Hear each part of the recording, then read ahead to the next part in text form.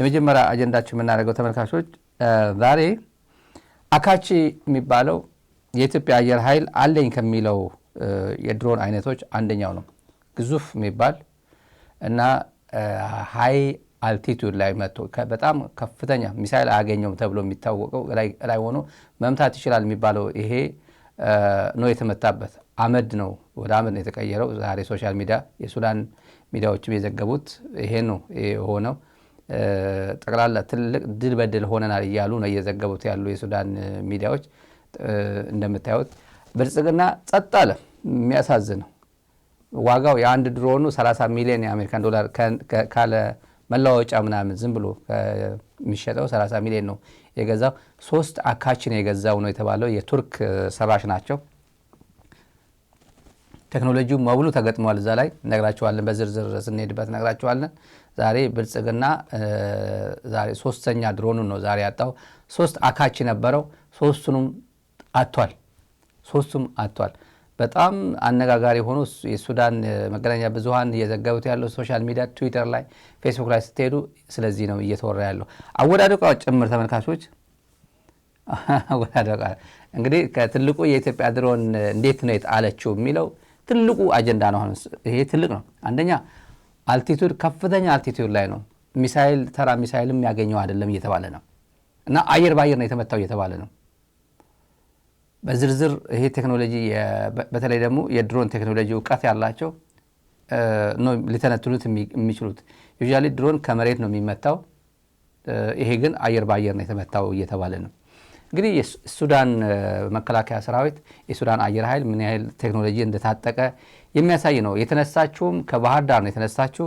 ስትወርቅ ጭምር ድሮኗ ስትወርቅ ጭምር በሳት ላይ ቀርጾታል። የሱዳን አየር ኃይል ቀርጾታል። ተመልከቱ ተመልካቾች፣ ስትወርቅ ነው ተምዘግዝጋ ተመታ ስትወርቅ የሚያሳየው። እንዲህ አድርጎ ነው እንዴት አድርጎ ፎከስ አድርጎ እንደቀረጹት ተመልከቱ። እንዲህ አድርጎ ራሱ ነው የመታው። ቴክኖሎጂ ራሱ ቀርጾታል። ተመልከቱ፣ ቴክኖሎጂ ራሱ ላይ ቀረጸው የመታውን ተመልከቱ። ሲወርቅ ተመልከቱ፣ መሬት ላይ ይታያል። ያው እንደዚህ አድርጎ የኢትዮጵያ ሀብት ነው። 30 ሚሊዮን ዶላር ነው እየወደቀ ያለው ተመልካቾች። 30 ሚሊዮን የአሜሪካን ዶላር የኢትዮጵያ አየር ኃይል የገዛው በእንደዚህ ሆኖ ተጫወተበት ሱዳን። ይሄ አካቺ ከምንጮቻችን ያገኘነው መረጃ እንደሚያመለክተው ይሄ አካቺ የሚባለው ዘመናዊ ድሮን ነው። ስሪቱ 24 ሰዓት ሙሉ አየር ላይ የሚውል ነው። 24 ሰዓት ሙሉ እየተኮሰ እየተዋጋ የሚውል ነው። ቴክኖሎጂው ማለት ረጅም ርቀት ይሄዳል። ከምድር ላይም በጣም ርቀት ነው። ተራ ሚሳኤል አያገኘውም። አየር ባየር ልክ እንዳሁኑ ነው። ያሁኑ የመታው ቴክኖሎጂ ነው የቀረጸው። ደግሞ ሲወድቅ ጭምር እየቀረጸው ነው የወደቀው። ቴክኖሎጂው ማለት ነው። በተራ ሚሳኤል የሚመታ አይደለም እና ኤክስፔንሲቭ ነው። አካቺ ከትግራይ ጦርነት በኋላ የተገዛ ነው ሰምተናል። ከቱርክ ነው የገዛው። ትራክ እንዳይደረግ የሱዳን እንትኖችን አየር ኃይል ትራክ እንዳያደርጉት ሌሊት ነው፣ ሁሌ ሌሊት ነበር የሚያጠቃው።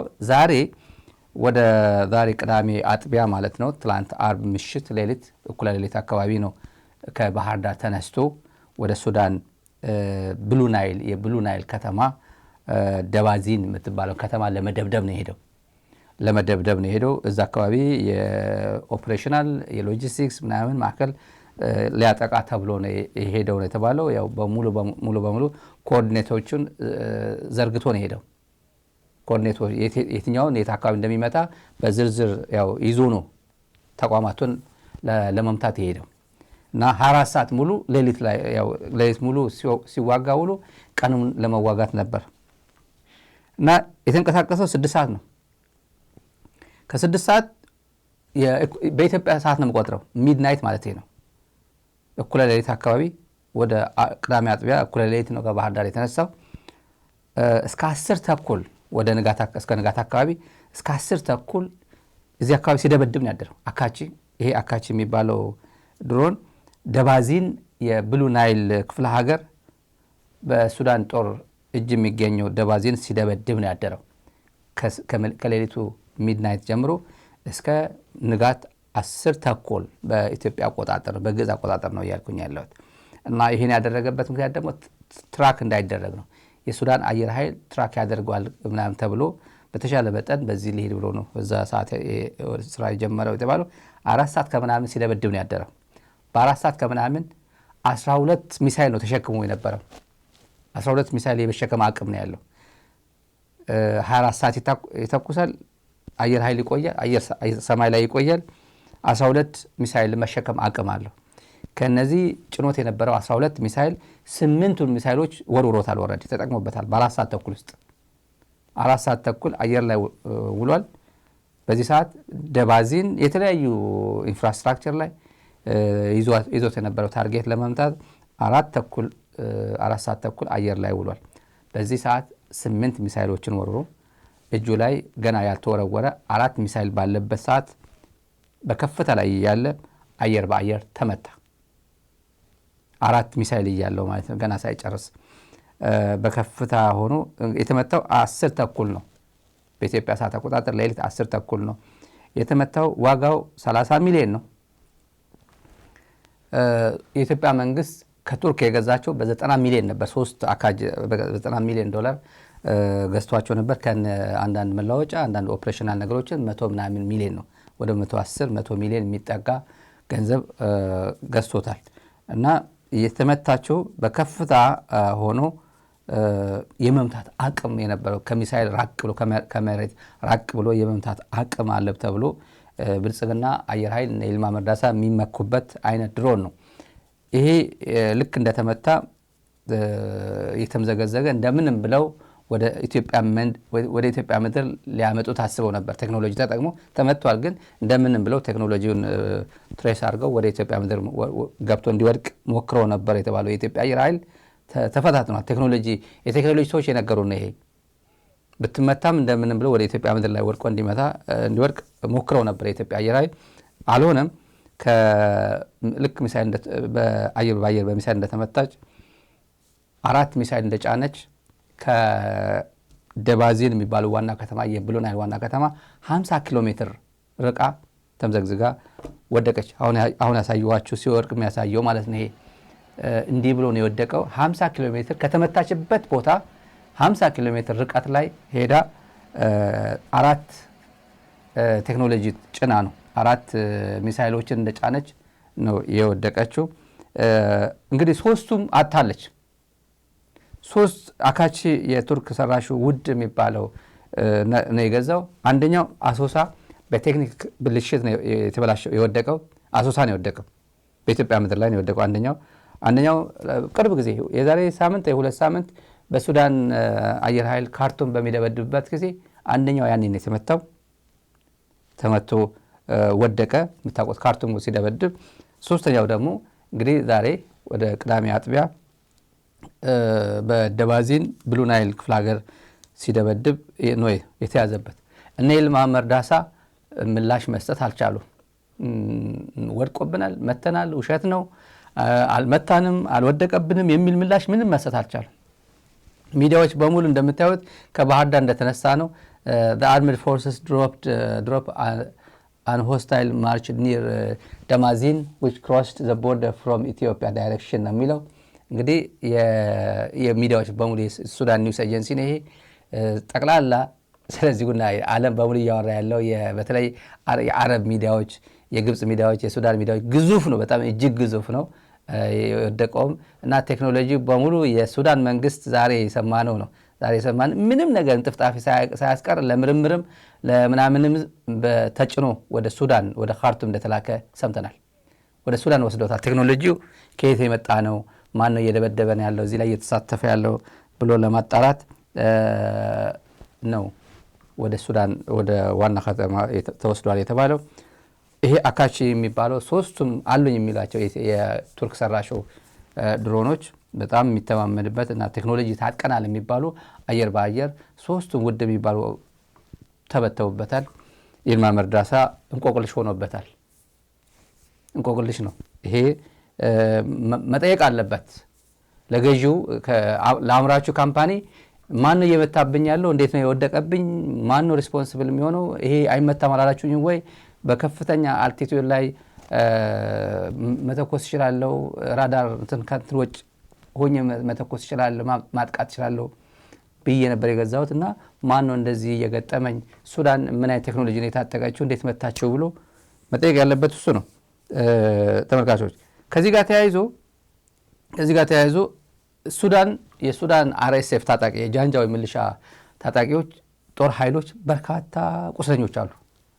በርካታ ቁስለኞች ከጦር ኃይሎች ሕክምና ማዕከል የሕክምና ባለሙያዎች ኢንፋክት ከሚያክማቸው ዶክተር የሰማነው ከዛ አካባቢ ሜዲካሎቹ የሰማነው የኢትዮጵያ ወታደሮችም አሉ ቆስለው ከአማራ ክልል ቆስለው የመጡ እዛው በሱዳን ገብቶ ሊዋጋ የገባው የኢትዮጵያ መከላከያ ሰራዊት መካናይዝዱ ምናምን እዛው ቆስለው የመጡትም አሉ። ሰከንድ ሲቲዝን ናቸው። በጦር ኃይሎች ሲገቡ ቅድሚያ የሚሰጣቸው ለRSF ነው። ለምንድን ነው ስንሰማ ጦር ኃይሎች ገንዘብ ይከፈለዋል። UAE ለነዚህ ህክምና ተብሎ ገንዘብ ይከፍላል ለመከላከያ በዶላር ስለሚታከሙ እነዚህ አገራቸው ነው ሰከንድ ሲቲዝን ሆነው በነፃ ስለሚታከሙ ዞር ብሎ የሚያያቸውም የለም እንደ ተራ ሰው የሚታከሙ። እነዚህ ግን በልዩ ህክምና ልዩ ትኩረት ተሰጥቶ ነው የሚታከሙት። የRSF ገንዘብ ነው፣ የአረብ ኤምሬት ገንዘብ ነው።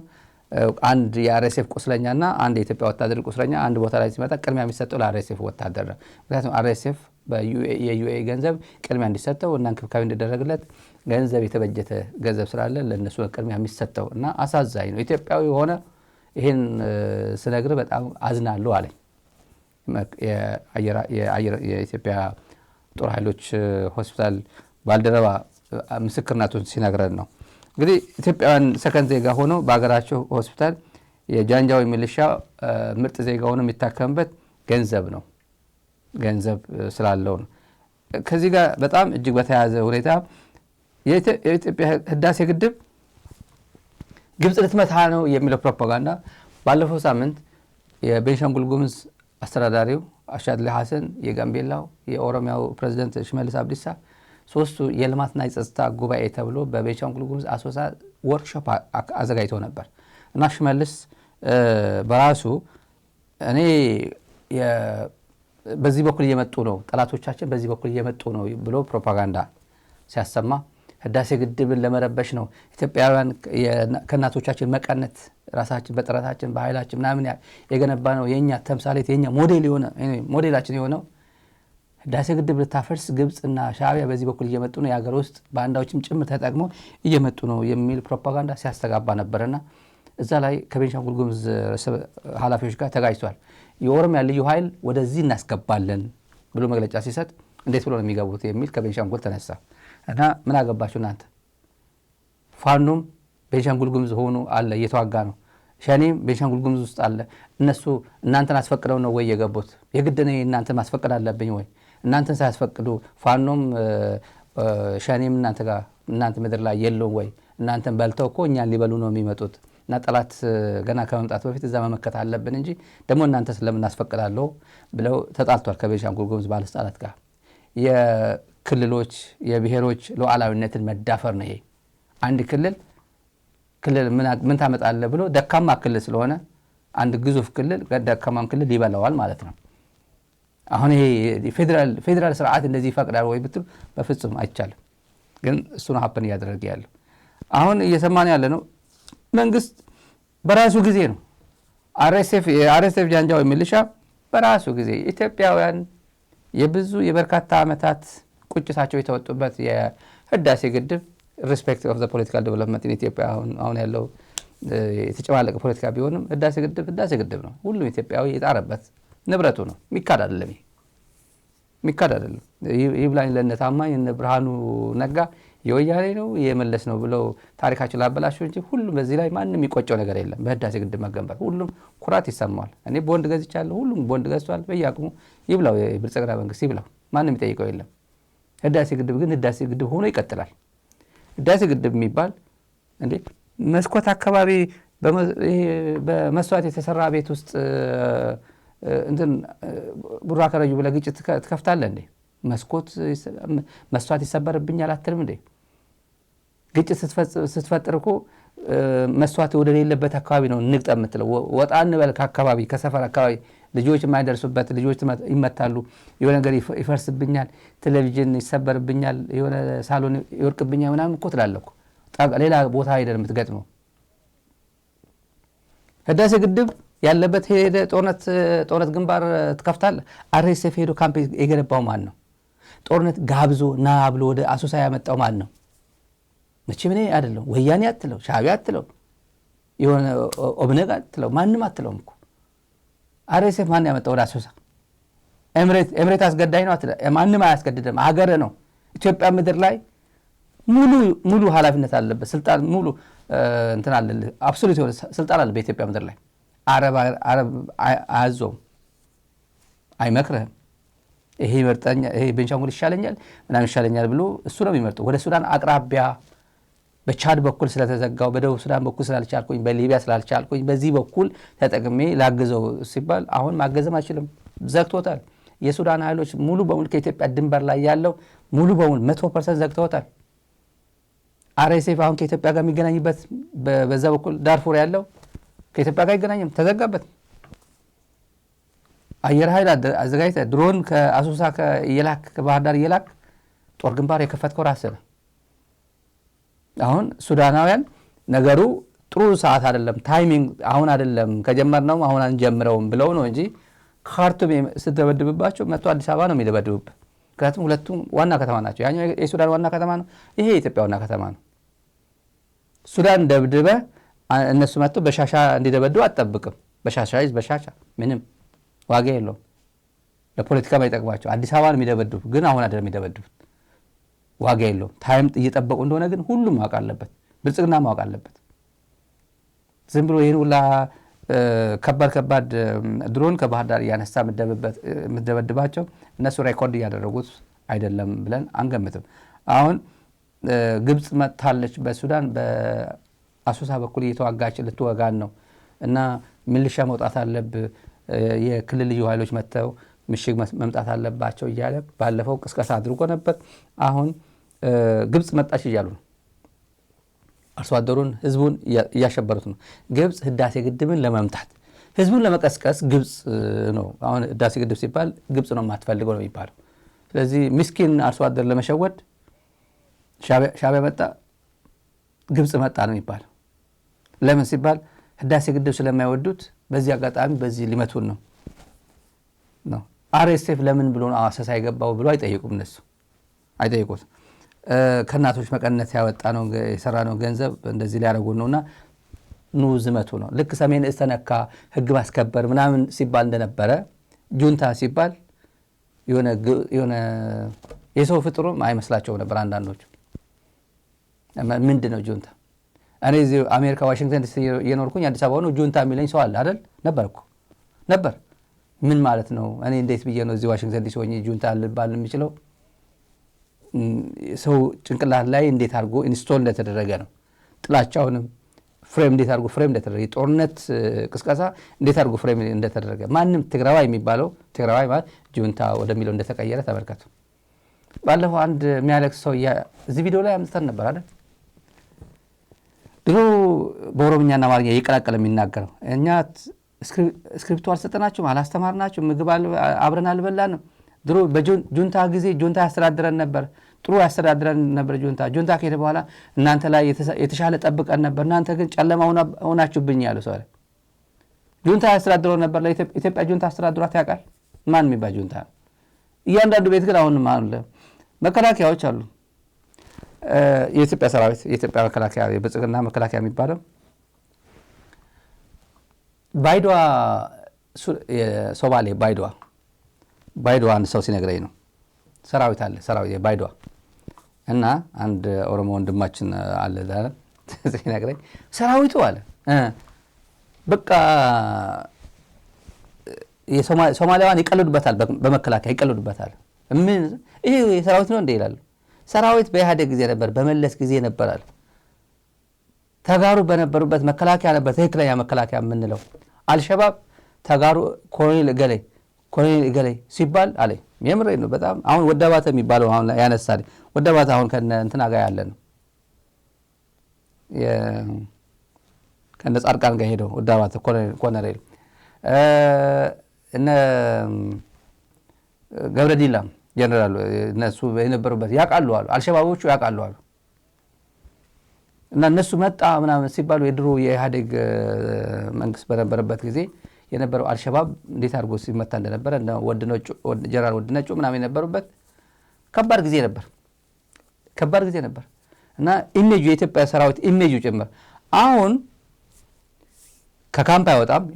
ባይዶዋ ለምሳሌ ያለ የኢትዮጵያ ሰራዊት ራሳቸው ነገሩና ከካምፕ አይወጣም፣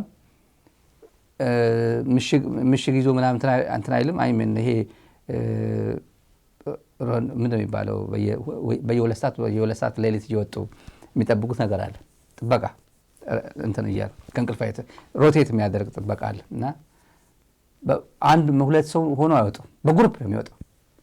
በግሩፕ ተጨንቆ ነው ዛሬ ሲጨልም በቃ ተጨንቆ ነው የሚያድሩት። አልሸባብ መጥቶ በእንትን ነው የሚልክባቸው፣ ሮኬት ነው የሚልክባቸው እና ተኝተው አያድሩም። ታዳጊዎች ናቸው፣ ትንንሽ ናቸው። ምንም የሚያውቁት ነገር የለም። እኛንን ከዚህ ጋር ከነዚህ ምን ገጥመው ይላሉ አልሸባቦች አሉ። አልሸባብ ወታደር ይንቃቸዋል፣ ህዝቡ ይንቃቸዋል። እና እዛ ሆኖ ሲናገር በቃ እኮ ትግራይ ይላል፣ ትግራይ እኮ በቅርብ እንገባለን። አልሸባብ እዚህ እኮ የሚቀጠቅጠው ወታደር እኮ ምክንያቱም ሄደን አብያችን ቴክኖሎጂ ያለው እነዚህ አካች ማለት ነው። አሁን ሶስቱ ሱዳን የወደቁት ደብረጽዮን መሪዎችን ወታደራዊ መሪዎችን ፖለቲካ መሪዎችን ጣጣጣ ያደርግና ሰራዊት እኛ ዘው ብለን እንገባለን። ሰራዊቱም አይዋጋም፣ ተስፋ ቆርጧል። በቃ ሄደን ባጭር ጊዜ መቀለ እንገባለን ይላል። ይሄ እንደዚህ የሚለው ባይዶዋ ነው። ባይዶዋ አልሸባብ የሚያንቀጠቅጠው የህፃናት ስብስብ ወታደር ነው።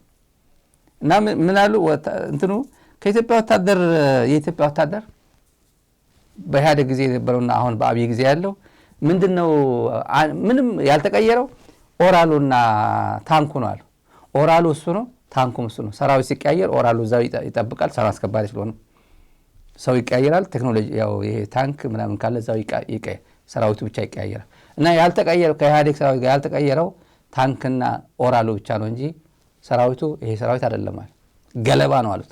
የገለባ ምንም ከካምፕ ማውጣት የማይችል ፈሪ ነው አሉት የሶማሌ ሰዎች ሲቀልዱበት። እና ይሄ ወታደር ነው በዚህ በኩል ግብጽ መጣብህ ምናምን መጣብህ እያሉ የሚያጃጅሩት። እና ትግራይ ደብረጽዮንን ጣጣ አድርገን ዘው ብለን እንገባለን። ልክ ጻድቃን የሚለው ጻድቃን ዳንሽ ወደ ጋሸና ሊመጡ ብለው አላማጣ እንዳልፎ አድርገን ቀጠቀጥናቸው የሚለው ጻድቃን ማለት ነው። ጻድቃን ካሳይ ጨመዳ ነው የወቅቱ ካሳይ ጨመዳ ባለቤታቸው ካጡ በኋላ አልመጡ ወደ ሚዲያ። ከዛ ላፋሉ። ሀዘን ነው ብዬ አላስብም። ሁሉም ያዝናል፣ ግን የእሳቸው ሀዘን ላይሆን ይችላል። ተስፋ ቆርጦ ነው ምንም ማድረግ እንደማይችል ነው አሳይቶታል። ደግሞ አማራ ክልል ያለው አማራ ህዝብ በታሪኩ አይቶት የማያውቀው ግፍ፣ በታሪኩ አይቶት የማያውቀው ግፍ፣ የሚዲያ ሽፋን በአግባቡ የማያገኘው ህዝብ ብልጽግና የራሱ የአማራ የሚባሉ ሆዳም አውደልዳይ በአማራ ህዝብ ስልጣን ተቀምጦ ብልጽግና እያለ ግን የራሱ ህዝብ ላይ እንደዚህ አይነት በጣም መጠነ ሰፊ ጥቃት እየተፈጸመበት ያለው አማራ ህዝብ አሁን በመፍጹም በማያዳግም ሁኔታ ተነስቷል።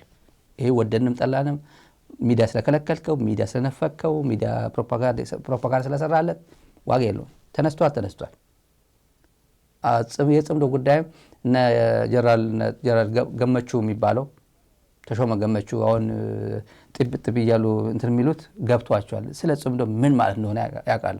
ሚዲያ ስለማናገረው እኮ ተመልካቾች ዲሲፕሊን ስለምንሆን የምናውቀው በሙሉ ሚዲያ ላይ ብንዘረግፈውማ ብልጽግና የትና የት ይደርስ ነበር። በፕሮፓጋንዳ አይና ግን ሁሉም አይነገርም። ሁሉም የማይነገርበት ምክንያት ብልጽግናም ሁሉም ስለማይነግረን ነው።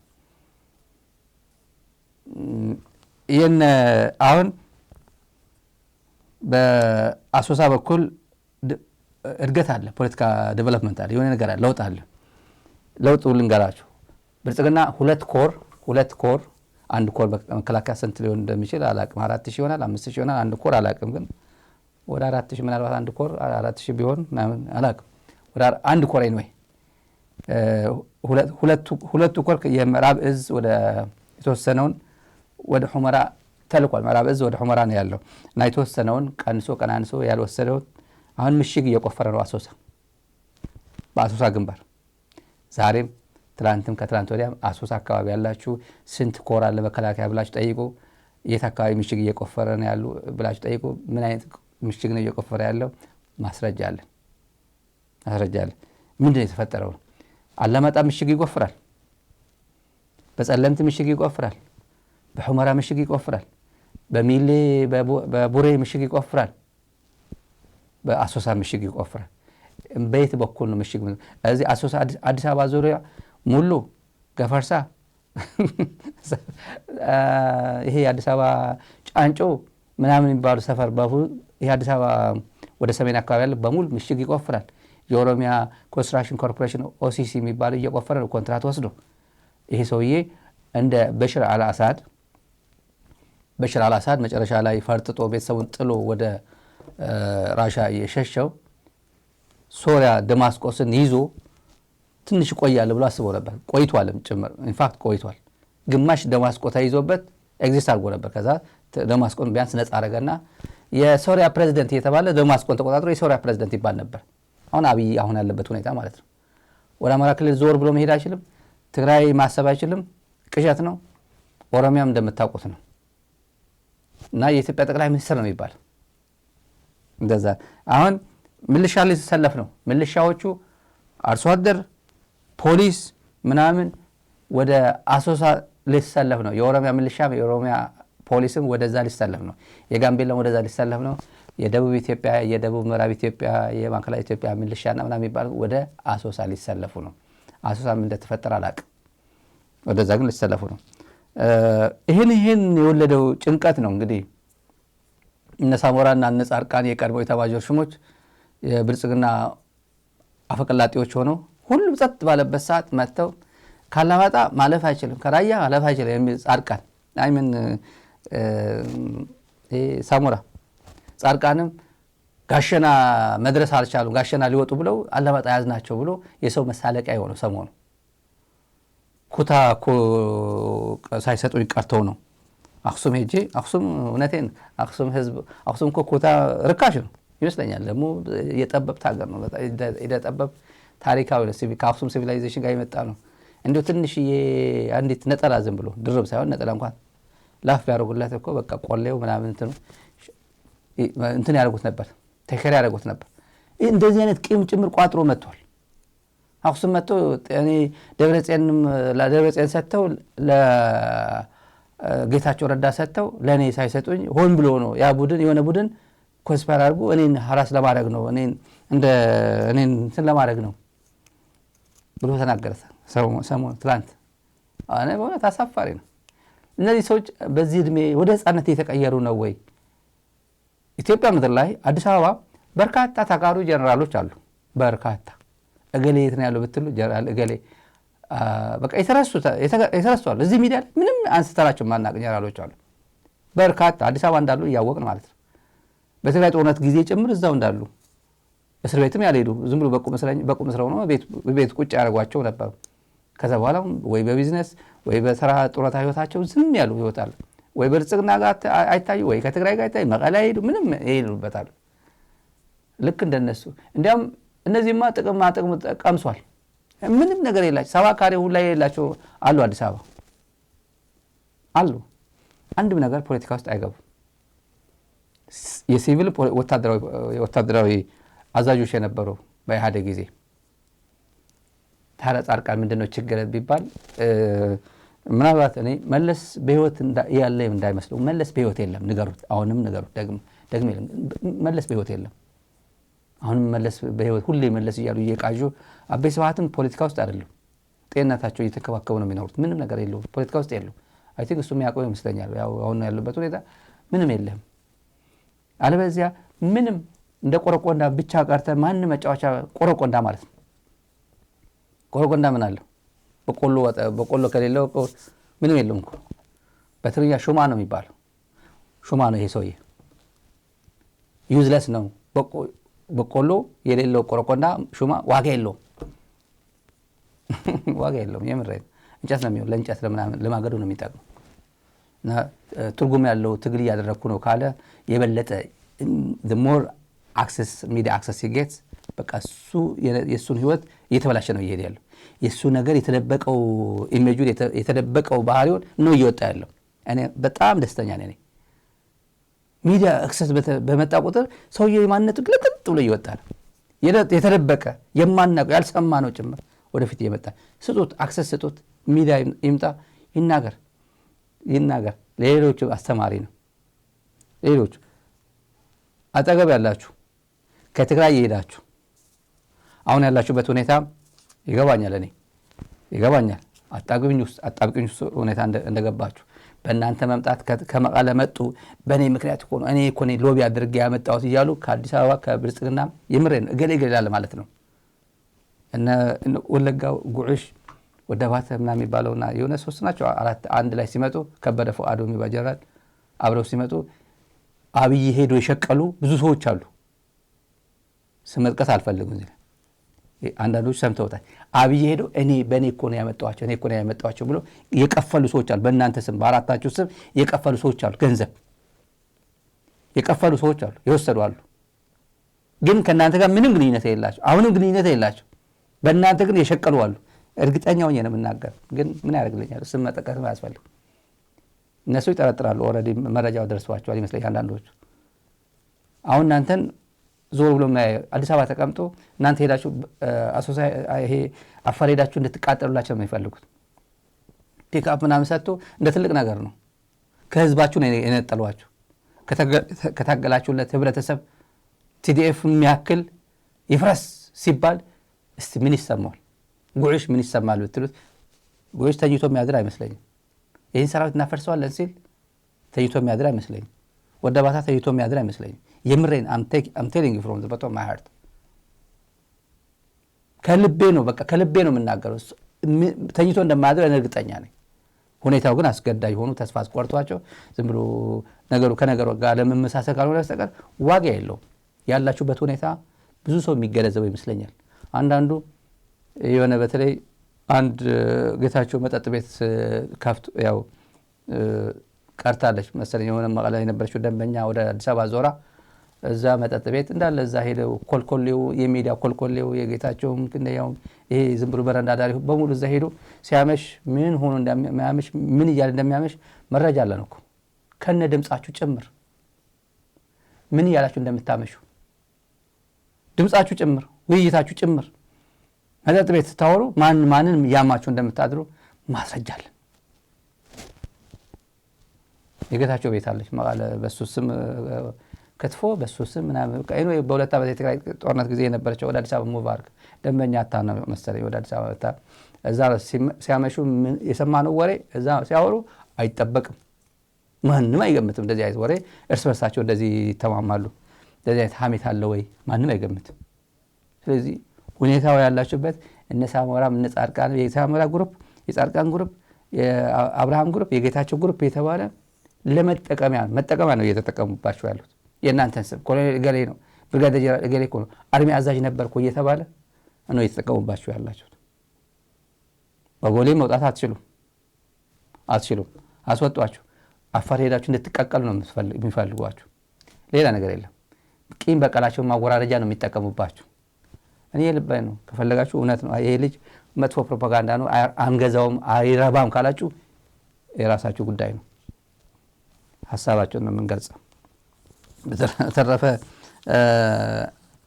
ሜጀር ጀነራል ተሾመ ገመቹ የሚባለው እቺ ጽምዶ የምትባለው እንዴት እንዳቆላመጣት በጥምዶ ዝም ብላ እቺ ጽምዶ ማለት ምንድነች ምናምን አንቋሽዋት። በሱ ቤት እኮ ተንቋሽያለች ሞታለች። በቃ ድክም ማለት እቺ ጽምዶ ማለት ልጁ ጋዜጠኛው ጭምር ተመልካቾች ጋዜጠኛው ጭምር እቺ ጽምዶ እንዴት ነው የምትተነተነው? እቺ ጽምዶ የምትለዋ ነገር ምናምን ይላል። ጽምዶ አሁን አንደኛ ትላንት እዚህ ሚዲያ ላይ እንደተናገርኩት በሱ ቤት በሴት ጾታ የላትም። ጽምዶ ጾታ የላትም። በሀገር በሴት ነው የሚጠራው። ኢትዮጵያ ሀገሬ በጣም ነው የምወድሽ እኮ ምናምን ኢትዮጵያ እኮ በጣም ነው የምወድህ አይባልም። ኢትዮጵያ ሀገሬ ኢትዮጵያ በጣም እኮ ነው የምወደው ኢትዮጵያ ሀገሬን አይባልም። በሴት ነው የሚጠራው። በእውነቴ ነው። አክብሮትም ጭምር ነው። አክብሮት ይመስለኛል። ድንገት ነው ጽምዶ እንዴት ተብሎ ነው አሁን ህወሓት እንደዚህ ወሰነ ነው የሚባለው። ነው እንደዛ ነው። ኢህአዴግ ወሰነ፣ ብልጽግና እንደዚህ ወሰነ ነው የሚባል። ብልጽግና ወሰነች ይባላል እንዴ? ሰምታችሁ? እኔ እንኳን ብያለሁ። ብልጽግና ወሰነ ነው የምናገር። እንደዚህ ተናገረ፣ እንደዚህ ያለ ነው። ቲፒኤልኤፍ እንደዚህ ወሰነ፣ ኢህአዴግ ወሰነ ነው የሚባለው። አሁን እሱ ጽምዶ የምትባለዋ በሱ ቤት ማንቋሸሹ ነው። ምንድነው አሁን ሚስት ነው የምታንቋሸው? ተሾመ ገመቹ 4 ልጆች ወልዷል። 4 ልጆች አሳድጓል። የመጀመሪያ ሚስቱ በህይወት ስለሌለች 4 ልጆች አሳድጓል። የራሳቸው ህይወት ውስጥ ላይ ትላልቆች ናቸው። እንደዚህ ስታዩት እንደዛ አይደለም። ደርግ አዲስ አበባ ሲወጣ እቃ ውስጥ ነው ጥሎት የወጣው። ዝም ብሎ ወጣው ሳይለው የሆነ ካምፕኒ የተገኘው ወድቆ ነው የተገኘው። ገመቹ በአግባቡም አልተማረከም። እጅ ወደ ላይ ተብሎ አይደለም የተማረከው፣ ተጥሎ ነው የተገኘው ካምፕ ውስጥ። ከዛ የወድ ወረደ መስተንግዶ የስልጠና መምሪያ ወድ ወረደ የሚመራ መስተንግዶ የካፌ መስተንግዶ ምናምን ካፌ የሚበላበት ነው። ገንዘብ ይበላበታል። ሂሳብ ሲወራረድ የተወሰነ ቅርጥፍ አድርጎ ለቦስ ለምናምን ይሰጣል። መስተንግዶ የሚባል ስርቆት ያለበት ነው። ከዛ ወሰዱ። ቦዲጋርድ ነበር። በጣም ለሰውየው አገልግሎታል እኮ። ለዚህ አገልግሎት ደግሞ ይሄ ተማር ብሎ አስተምሮታል። አሜሪካ ልኮ አስተምሮታል። ወድ ወረደ ውለታ አለበት እና ኮሌጅ አስተማሪ አድርጎታል። አዲስ አበባ መጥቶ ይሄ ጃልሜዳ ያለው ኮሌጅ ያስተምር ነበር። ፕሪቪሌጅ ነው፣ በጣም ፕሪቪሌጅ ነው። ግን ምንድነው ኦፒዲዮ አይወዱትም። ቀጣፊ ውሸታም ነው። ጠይቋቸው ኦፒዲዮ እና አባዱላን ጠይቋቸው። ሌሎች አሁን ላይ ናገር ይችላል። ባለስልጣን ነው። ኦፒዲዮች አይወዱትም። በጣም ውሸታም ቀጣፊ እና ትንሽ ፕሮቴስታንት ነኝ እያለ ግን የሚያመሸው ሌላ ቦታ ነው። ሌላ ቦታ የሚያመሸው የዋካ ህይወት ነው ያለው። እና ከሁሉም በላይ ግን ቀጣፊ ነው። ኦፒዲዮ ራሳቸው የሚያውቁት ነው። ይሄ ዝም ነው የሚታመን ወሬ ይወዳል። ከዛም ማደራረስ ይወዳል። አጭበርባሪ ነው። አሁን ለመወደድ ብሎ መጋሽ ላይ እንደዚህ ያለው አሁን የደርግ ሙርከኛ ይመስላል ማለት የደርግ ጊዜ ወታደር ይመስላል። የመጨረሻ ልጁን የምታክል ልጅ ነው አሁን ያገባው።